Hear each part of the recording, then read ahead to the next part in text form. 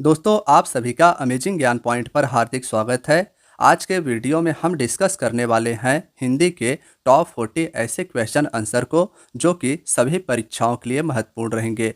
Friends आप लोग video को शुरू से लेकर अंत तक देखिएगा और 40 में से कितने क्वेश्चंस का आंसर आप सही कर पा रहे हैं अपना स्कोर हमें कमेंट बॉक्स में ज़रूर बताइएगा। तो देखिए दोस्तों, आज के वीडियो का फर्स्ट क्वेश्चन है, माँ ने बच्चों को सुलाया, इस वाक्य में को किस कारक की विभक्ति है। फ्रेंड्स अगर आपको किसी भी क्वेश्चन का आंसर पता है तो कमेंट बॉक्स में तुरंत बता दीजिएगा। माँ ने बच्चों को सुलाया, इस वाक्य में को किस कारक की विभक्ति है। तो फ्रेंड्स यह संप्रदान कारक की विभक्ति है, यानी कि ऑप्शन ए इसका राइट आंसर रहेगा। को और के लिए संप्रदान कारक के चिन्ह है, तो सही विकल्प इसका फ्रेंड्स संप्रदान कारक होगा। जहाँ किसी को कुछ दिया जाए या किया जाए वहाँ संप्रदान कारक होता है। जैसे कि माँ ने बच्चों को सुलाया, यानी कार्य क्या किया गया है यह इसमें पता चल रहा है, इसीलिए यह संप्रदान कारक होगा। इसे आप याद रखिएगा। नेक्स्ट है क्वेश्चन नंबर 2, नायक शब्द का स्त्रीलिंग रूप क्या है। बताइएगा दोस्तों, नायक शब्द का स्त्रीलिंग रूप क्या होगा। राइट आंसर रहेगा नायिका। फ्रेंड्स छोटी ई की मात्रा नायिका में रहेगा और यह नायक का स्त्रीलिंग रूप रहेगा। नेक्स्ट है क्वेश्चन नंबर 3, इया का उच्चारण स्थान क्या है। इया का उच्चारण स्थान क्या है। फ्रेंड्स राइट आंसर रहेगा तालु या तालव्य। तालु की सहायता से उच्चारित होने वाले वर्ण च वर्ण है, जैसे च, छ, ज, झ, इय, इन सभी का उच्चारण स्थान फ्रेंड्स तालव्य या तालु है। तो इसे आप याद रखिएगा, यह भी क्वेश्चन काफ़ी ज़्यादा इंपॉर्टेंट है।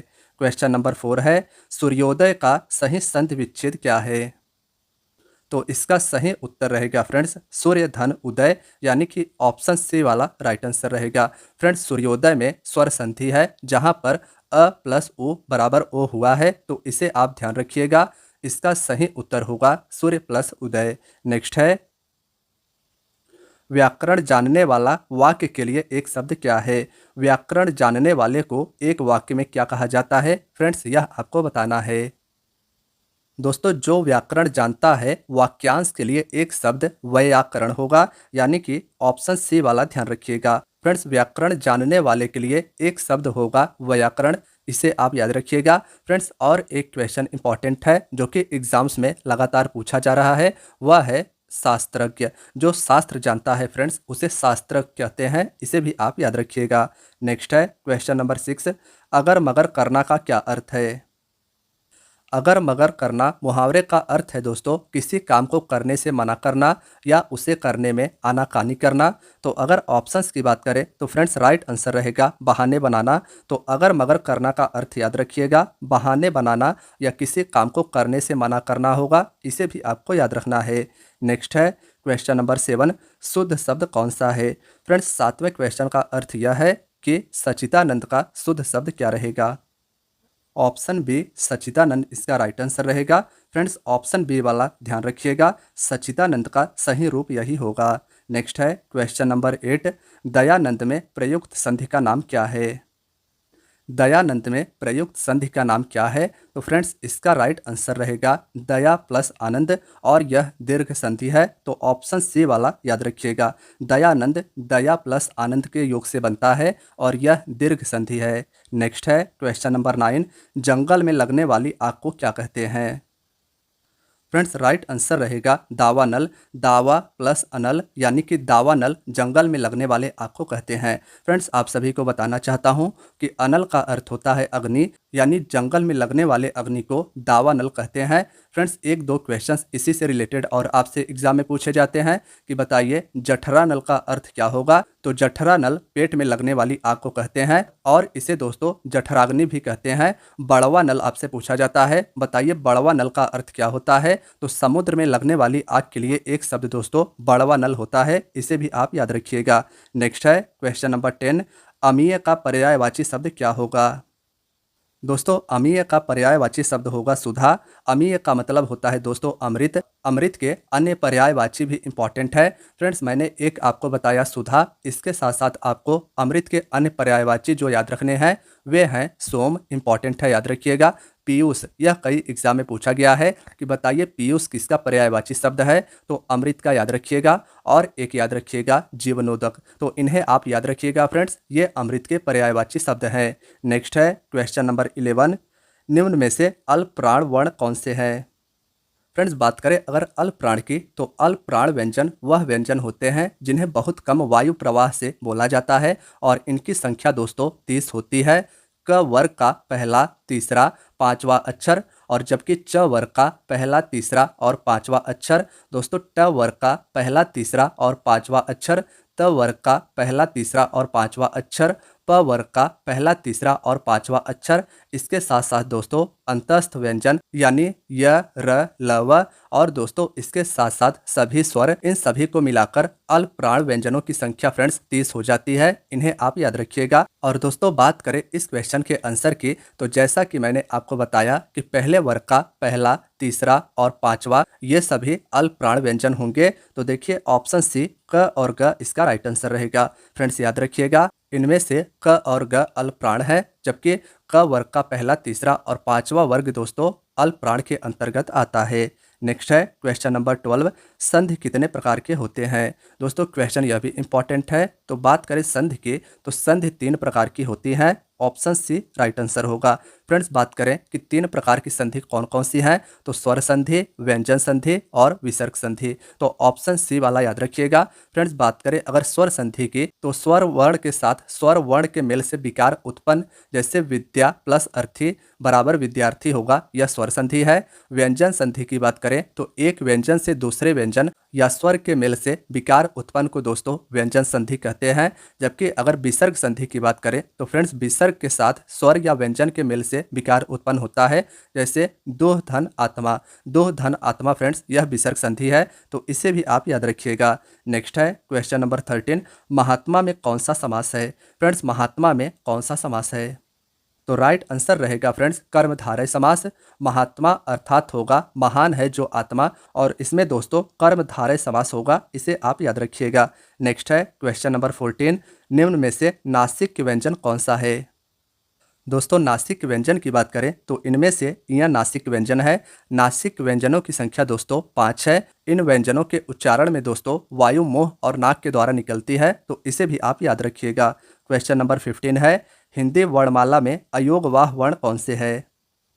दोस्तों अयोगवाह अनुस्वार और विसर्ग को कहते हैं, क्योंकि यह न तो स्वर के अंतर्गत आते हैं और ना ही व्यंजन के अंतर्गत आते हैं, जैसे कि अंग और अह, ये 2 अयोगवाह हैं। तो फ्रेंड्स ऑप्शन सी वाला याद रखिएगा। हिंदी वर्णमाला में दोस्तों अंग और अह अयोगवाह वर्ण के अंतर्गत आते हैं। क्वेश्चन नंबर 16 है, निम्नलिखित में से बताइए कि किस शब्द में द्वित्व व्यंजन है।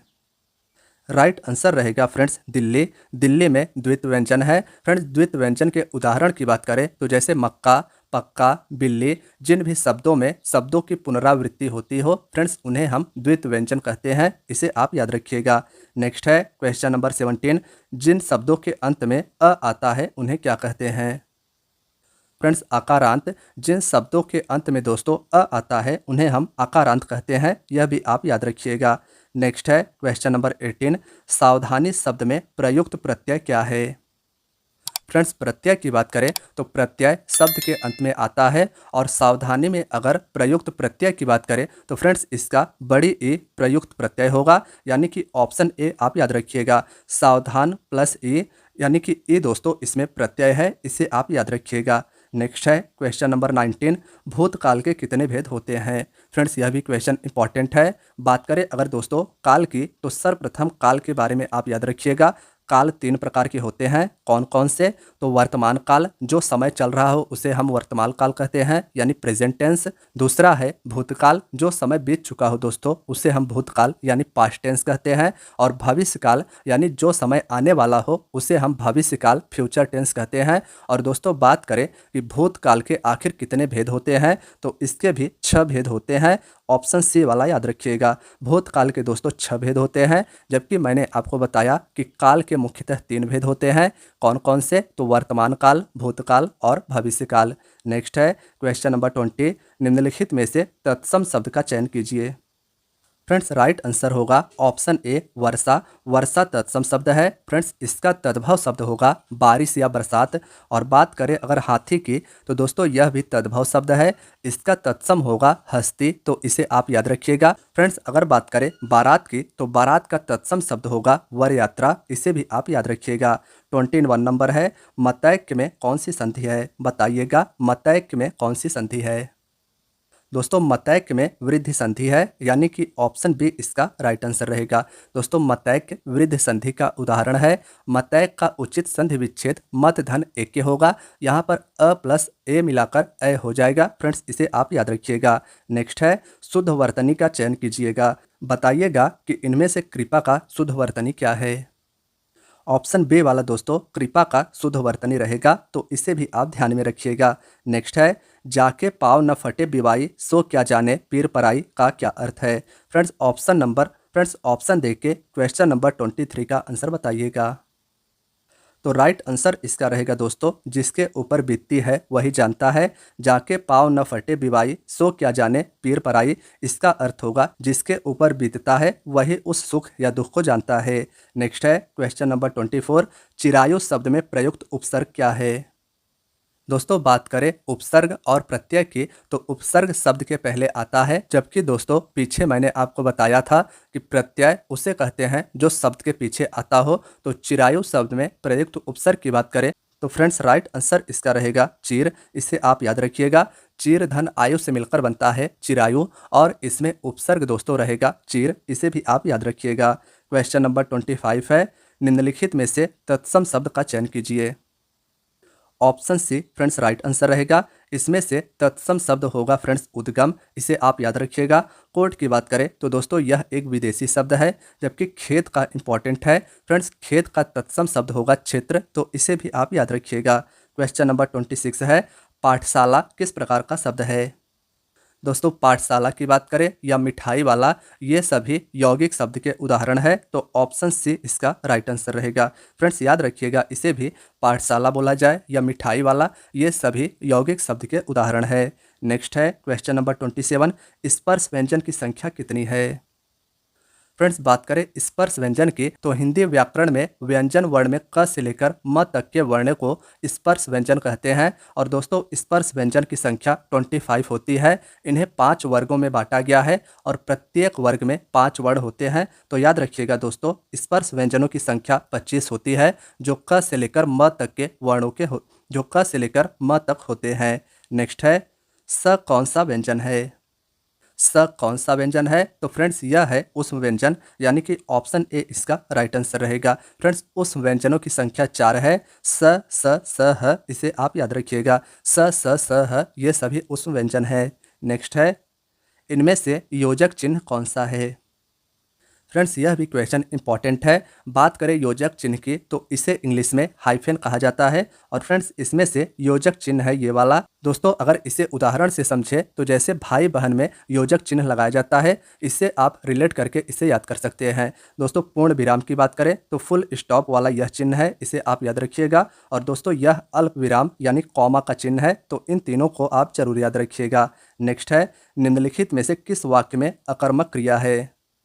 दोस्तों ऑप्शन सी वाला राइट आंसर रहेगा। जब कर्ता द्वारा किए गए कार्य से किसी और चीज पर कोई भी प्रभाव नहीं पड़ता है तो वह अकर्मक क्रिया होता है, और इसमें गेहूं पिस रहा है, यह अकर्मक क्रिया है। नेक्स्ट है निम्नलिखित में से कौन सा अर्धविराम चिन्ह है? दोस्तों अर्धविराम चिन्ह यानी सेमी कोलन की बात करें तो यह आपका अर्धविराम चिन्ह होगा, इसे आप याद रखिएगा। साथियों पीछे मैंने आपको अल्प विराम यानी कोमा वाले चिन्ह के बारे में बताया था, यह चिन्ह आपका कॉमा है, जबकि यह चिन्ह फुल स्टॉप है। नेक्स्ट है समुद्र मंथन करना का क्या अर्थ है? समुद्र मंथन करना का क्या अर्थ है? तो दोस्तों कठोर परिश्रम करना, यह इसका अर्थ होगा, इसे आप जरूर याद रखिएगा। नेक्स्ट है विरोध करना के लिए सही मुहावरा क्या है? तो सिर उठाना। दोस्तों विरोध करना के लिए सही मुहावरा होगा सिर उठाना। जुगुत्सा कौन से रस का अस्थाई भाव है? जुगुत्सा कौन से रस का अस्थाई भाव है? दोस्तों जुगुप्सा विभत्स रस का अस्थायी भाव है, तो ऑप्शन ए इसका राइट आंसर रहेगा। दोस्तों घृणित व्यक्ति या घृणित चीज़ों को देखकर, उनको देखकर या उनके बारे में विचार करके मन में उत्पन्न होने वाली घृणा या ग्लानि को ही विभत्स रस कहते हैं, इसे आप याद रखिएगा। नेक्स्ट है, दिए गए विकल्पों में से मारुत का पर्यायवाची बताइए। तो राइट आंसर रहेगा दोस्तों वायु, याद रखिएगा। हवा, वायु, अनिल, बयार, पवन, समीर और मृगवाहन, फ्रेंड्स ये सभी मारुत और वायु के पर्यायवाची हैं। इनमें से अनिल, बयार, समीर और मृगवाहन आप सभी के लिए इंपॉर्टेंट रहेंगे। नेक्स्ट है, मात्राएं कितने प्रकार के होते हैं।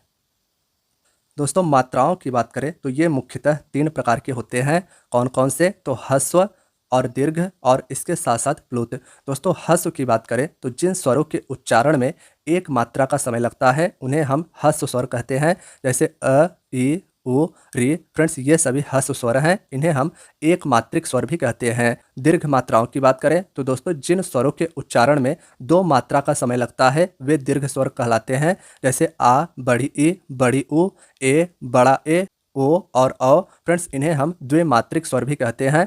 प्लुत की बात करें तो जिन स्वरों के उच्चारण में 3 मात्रा का समय लगे फ्रेंड्स उन्हें हम प्लुत कहते हैं, तो इसे भी आप याद रखिएगा। क्वेश्चन नंबर 37 है, प वर्ग का उच्चारण स्थान क्या है। तो ओष्ठ। फ्रेंड्स प वर्ग का उच्चारण स्थान याद रखिएगा, ओष्ठ रहेगा। क्वेश्चन नंबर 38 है, छ ध्वनि किसके अंतर्गत आती है। फ्रेंड्स बात करें अगर छ ध्वनि की, तो छ ध्वनि संयुक्त वर्ण या संयुक्त व्यंजन के अंतर्गत आती है। फ्रेंड्स संयुक्त व्यंजन इस प्रकार के हैं, छ, त्रंग, ज्ञा और स्र, यानी कि 4 आपको याद रखना है। ये चारों संयुक्त व्यंजन या संयुक्त वर्ण है। नेक्स्ट है, नवरात्र में कौन सा समास है। फ्रेंड्स नवरात्र में कौन सा समास है, अगर इसके आंसर की बात करें तो द्विगु समास, इसे आप याद रखिएगा। फ्रेंड्स जिस भी शब्द में अंक आते हों उन्हें हम द्विगु समास कहते हैं, और नवरात्र में द्विगु समास है, इसे आप याद रखिएगा।